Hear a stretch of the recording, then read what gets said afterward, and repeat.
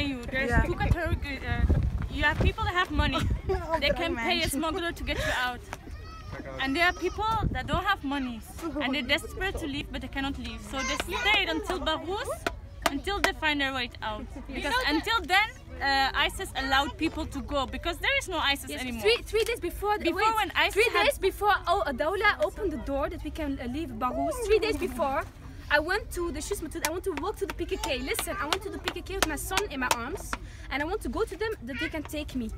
And there was one, this soldier of IS, he was standing in front of the building where PKK is in Baghous. And he said to me, Ukhti, don't go. I said, why? I want to go, I'm hungry.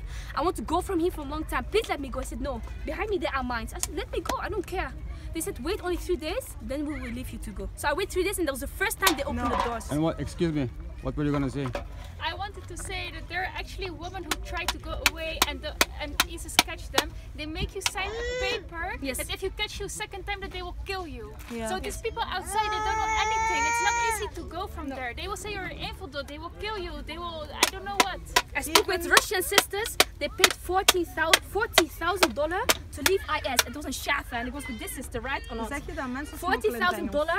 Because why? Only to have a paper with some stamps, 6 stamps on it, so that you can leave IS safely and go to PKK. And that was a dealing between Dawla, IS, and PKK together. It's also